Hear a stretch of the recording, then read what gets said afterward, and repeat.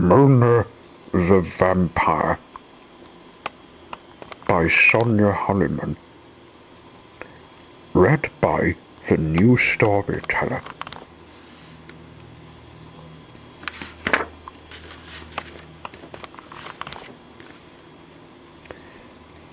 It was a Friday evening. Mum had gone off to karate class, and Dad was reading Mona a really brilliant bedtime story. It was full of wicked witches and ghostly ghouls. It made her eyes pop and her blood curdle.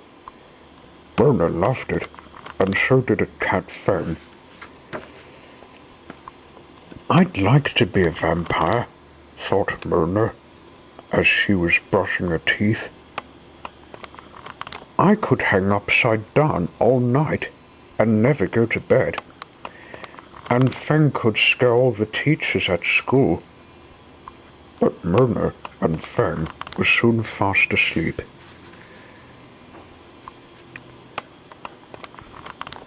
On Saturday morning, Mona was up bright and early.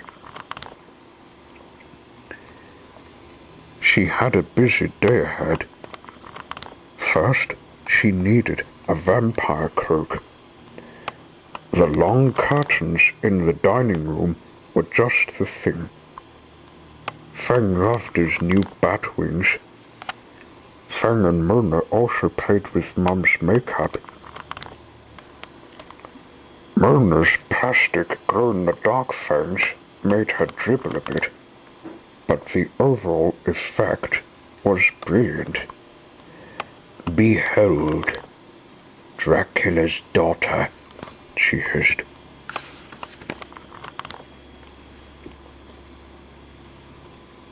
Mum made them a special monstrous lunch. They had batwing soup, clammy hammy sandwiches with tomato sauce and squashed fly flan. Fang's favorites were the barbecued bloodbaps. Fang was learning fast. Mona took him to the end of the garden and taught him all the important things vampires need to know, like always wear clean knickers. Then they played hide-and-seek a vampire and suck my blood. But even vampires are no match for karate expert like Mum. So when she said, I want your room as neat and tidy as a new pin, Mona did it best, with Fang's help. On Monday morning, Mona helped Mum by making her own sandwiches. She liked lots of tomato sauce. It was so finger-licking, fang-watering. She put her lunchbox in a bag and poked Fang up a jumper.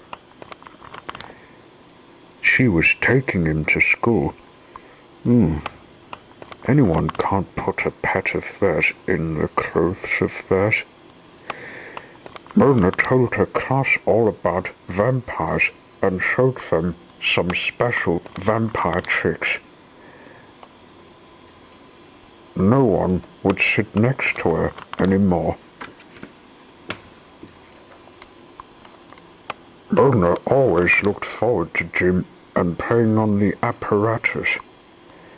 She practiced tying all her special knots. Fang loved it. He had so much to learn. When Mona painted a picture on the classroom wall, the teacher shouted, Enough is enough! I cannot have that child in my class. She sent for the headmaster. Enough is enough, shouted the headmaster. Something must be done. So Mona went to join the ballet class to calm her down. Fang went too. Myrna and Fang taught the good little ballerinas some exciting new point work. But Mr. Kersley, the teacher, didn't like it one bit and snapped, "Enough is enough." Luckily for him, it was time to go home. "Hooray!" shouted Myrna and Fang. They didn't want to be calmed down. Myrna paddled cheerfully homeward. Vampires didn't do ballet anyway. A cape flapped gaily behind her as she sped along. It was the perfect day for vampiring. The wind began to whistle, and cold, dark rain began to fall. Myrna decided to take a shortcut home past the churchyard. The storm grew worse. The lightning cast eerie vampire shadows. The thunder roared like a huge monster, and the wind shrieked like a witch on a broomstick. The shrieking and the clamoring woke up the bats in the belfry. Myrna paddled faster. Myrna and Fang skidded round the corner and saw the house at the end of the street. It was a great relief. Even vampires get homesick. And Myrna was sick and tired. She stood miserably on the doorstep and called for Mum. Fang sneezed.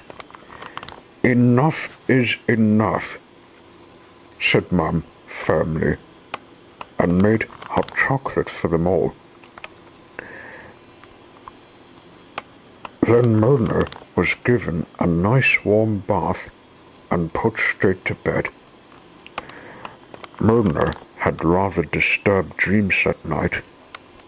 Wicked witches and ghostly ghouls came round to play. They'd heard all about Myrna the vampire. In the morning, a rather pale Myrna washed off all her makeup and tidied her room. She brushed the knots out of her hair and put away her fangs. "I won't need these any more," she said. Fang agreed. No more ketchup lunches, and definitely no more bat hanging from the ballet barra.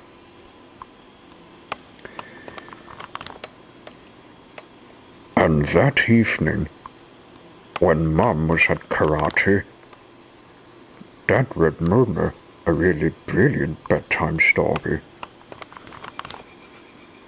But this time, it was about space invaders. The end.